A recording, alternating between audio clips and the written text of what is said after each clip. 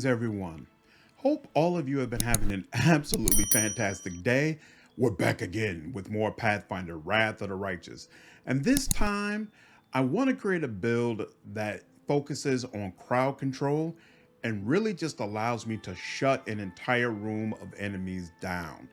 I made the build that focused around enchantment, my nine-tailed heir, and I enjoyed that a lot. I'm looking forward to doing a full playthrough with that build.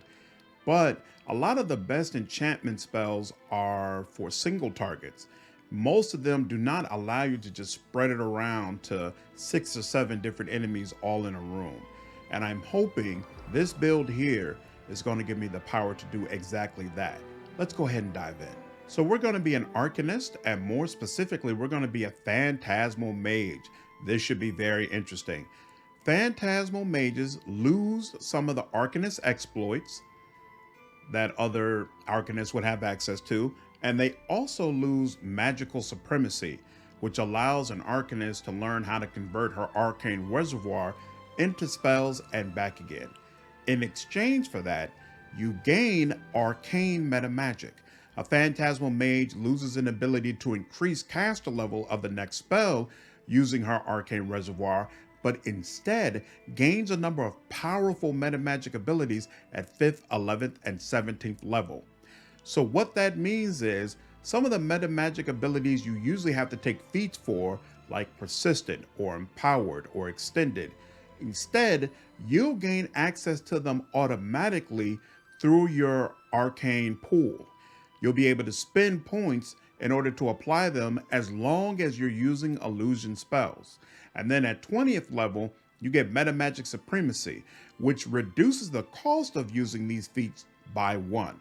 We're going to be a gnome, and you have to be a gnome in order to use Phantasmal Mage. We're going to choose the base racial heritage. Now for your background, if you notice, Phantasmal Mage does not have persuasion as one of its class skills. So you need a background that's going to provide that for you. When I think of this person, I think of someone who basically steps into a room, provides crowd control for everyone in the room, and sets his team up for success. So I think of him as the leader of the group, and therefore taking that as the background makes sense to me. Now for attribute points, we're going to take charisma up to 14 as we always do. We're going to take intelligence up to 18, which is the maximum you can take it up to for a gnome. We'll leave constitution at 12. We're going to dump strength, and then we'll put 16 into dexterity. Now, this is one of the few times in a build where I'm going to tell you exactly what skill points to take. Put 1 point in persuasion, 1 in use magic device, 1 in knowledge world, 1 in arcana. You're going to build up intelligence throughout the time that you're leveling up this character, so you're going to get more skill points. When you do, put them into perception. For your first feat, go down to spell focus, get illusion, and then for your first Arcanist exploit, get potent magic. The caster level portion of this will not work for you because of the specific build you're using, but the DC portion of it does, so you'll be able to increase the DC of your spells. And then for the first level spells, you're going to get all the usual suspects: enlarged person, expeditious retreat, mage armor, magic missile, reduced person, shield,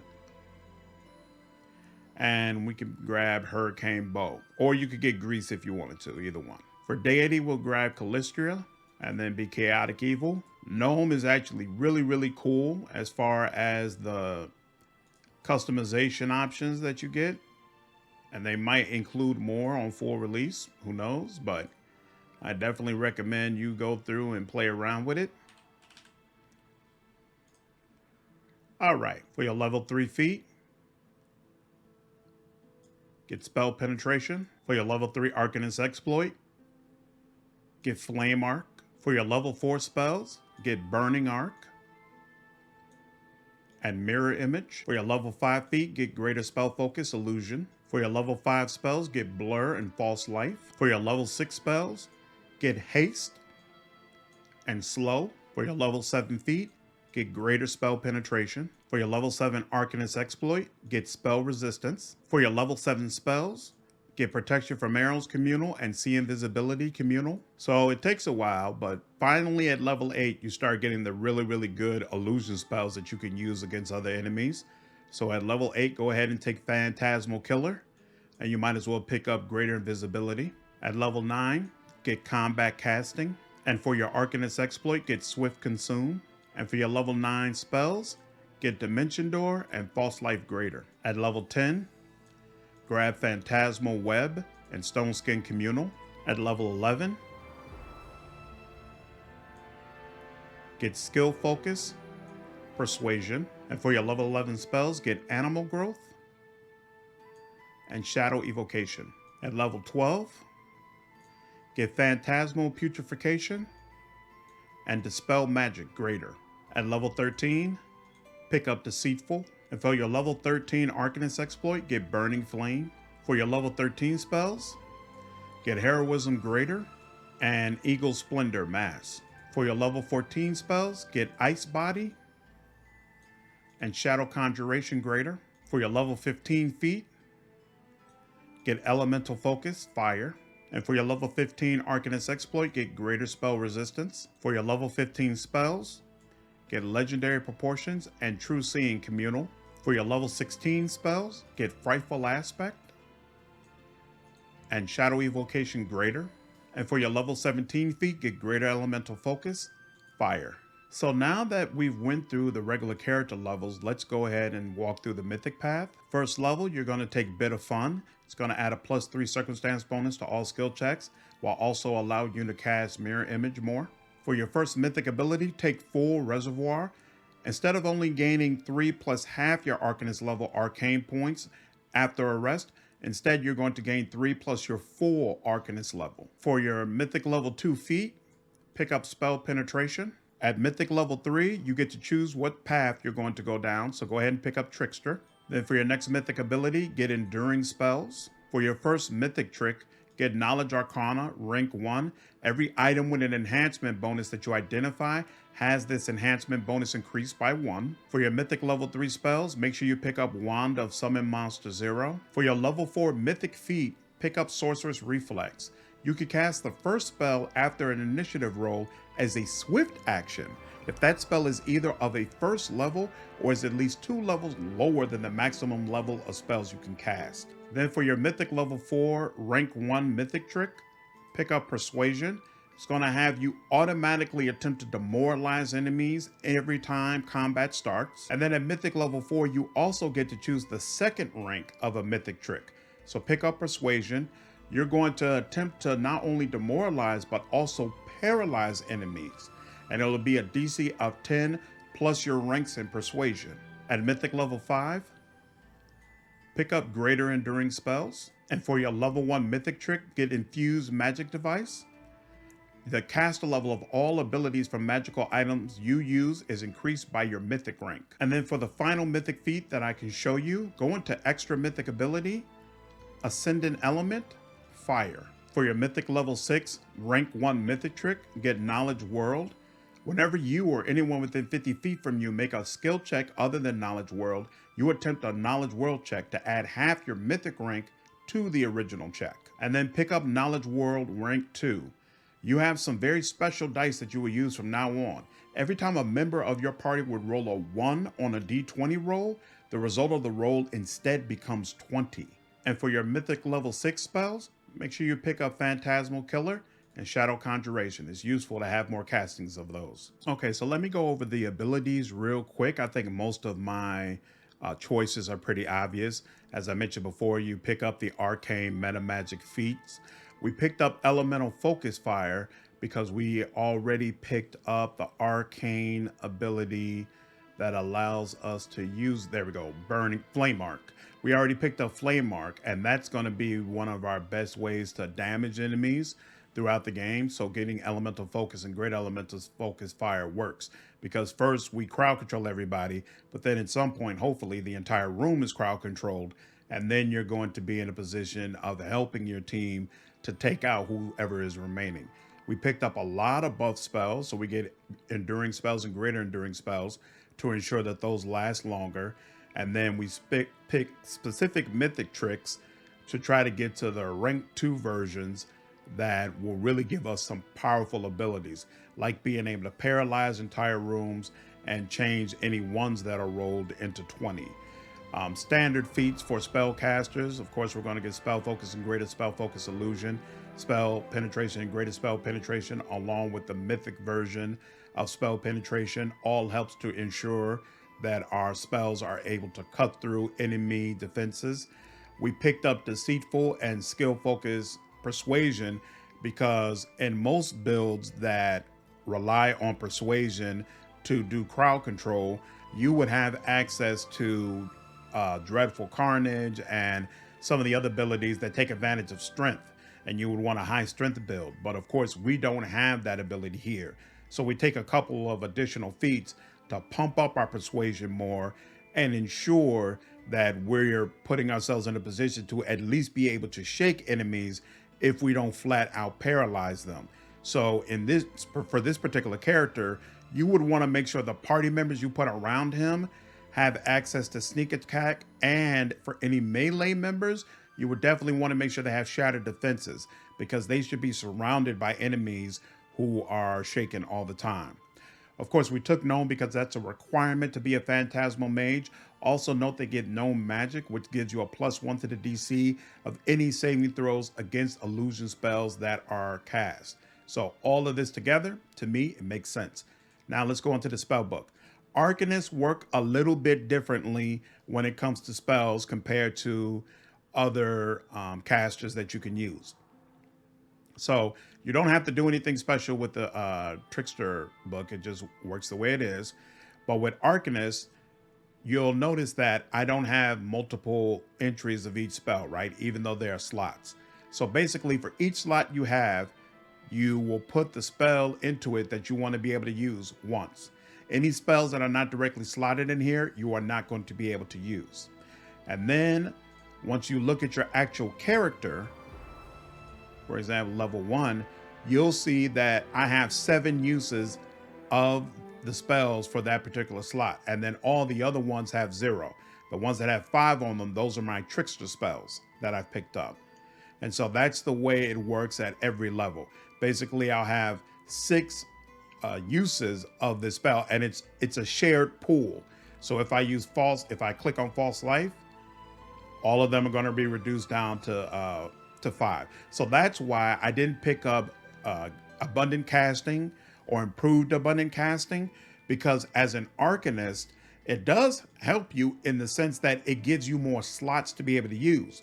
So let's say that I wanted to be able to use sleep and grease. Well, then I would get abundant casting to give me more slots to be able to use those spells, but they are not going to increase how many uses you actually have of those particular spells. It just expands the variety that you have. And for this build, I didn't feel that was necessary. When I look at the slots from 1, 2, 3, all the way through, I feel like most of these spell levels have enough slots for me to be able to make use of the powers I want to be able to use. Might become a problem at 9, but also you'll have a couple of more levels you can go up to even once you get level 9 spells. So you should still end up with at least 2 slots. And I believe that should be enough for the spells that you would really want to use at that particular level. So I think it makes more sense to dip into other mythic opportunities. Okay, hopefully that's clear. If it's not, by all means, leave a comment down below. Ask me any questions. I'm happy to help explain this more. But for now, let's go ahead and dig into a combat situation. So we're going to put on the buffs that I would usually put on in this situation. So shield, expeditious retreat. And we already put on false life, right? Mirror image. We got chameleon from Trickster. Might as well use that. Protection from arrows. And see invisibility. We'll put on haste in just a moment. And this is false life greater. And you're going to see all of these spells last a really, really nice long time. I got so many shadow conjurations because, again, you're going to have situations where you need to do damage because everything is crowd controlled. And it doesn't cost you anything to have them available. So why not? Let's summon a grizzly bear. You get this from the Trickster path. There we go. Small wall. I can enlarge the bear that I just summoned. That's good stuff. We'll give him some heroism. Put Ice Body on myself. I don't know why he's laying down like that, but whatever. All right, so now if we look at this, you'll see that all these powers, they're lasting for 23 hours, right? So it gives you the ability to put on great buffs for your party that last a really, really long time and put you in a position for success. Okay, we've got just about everything that we should need. So let's go ahead and get into a combat situation, see how this works.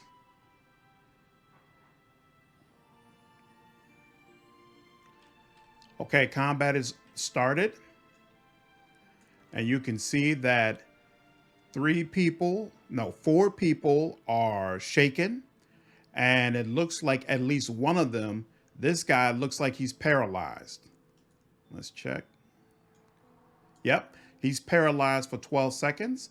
And this senior guard is also paralyzed as well. So immediately with this character, before I've taken a single action, a large portion of the room is already properly crowd controlled and set up for my team to be able to just take them down. So now it's just a question of taking them out one by one. Obviously, it makes sense to attack the paralyzed people first because they should go down easy. Simba got some really nice damage. Land does the rest. Land takes out 2 of them. Land takes out 3 of them because that other person was shaken as well, so it was very easy for him. All right, now it's my turn. So actually, we have an option of going ahead and making this spell quicken, so we'll do that. So we'll put on a quicken option, and then we'll use Phantasmal Putrefaction, which we overcame the spell resistance of the guard, and then the other guard was immune to Phantasmal Putrefaction. It's okay. And then as a standard action, let's see, what else do I have here? Oh, here. As a standard action, I'm sure there's some sort of fire spell here, something we can use. Where is... So the way these Shadow Conjuration spells work is it basically gives a phantom version of another power that you can use. And then you could just choose what it is that you would prefer. And I guess we'll just summon something. Give ourselves a little bit more help. Why not? There we go. All right, so even more back up, and then we'll let it go to the next turn. I don't know why my air elemental didn't do anything, but that's his right. It goes back over to land. Land is going to target the guard that's shaken. That guard is down. That guy's down. They didn't even have an opportunity to be able to react or do anything. The crowd control that's available for this character in combination with Trickster is just absolutely fantastic. I feel like it really, really set your team up for success, and I am looking forward to using it. All right, so that's the build. Let me know down in the comments. What do you think? Do you feel like this build is viable? Is it something that you would use in your playthrough? Or are there some things that I should have done better? Let me know down in the comments. Looking forward to hearing your feedback. And as always, if you enjoyed this video, please leave me a like down below and subscribe to the channel if you haven't already. I will see you all in the next video. Take care.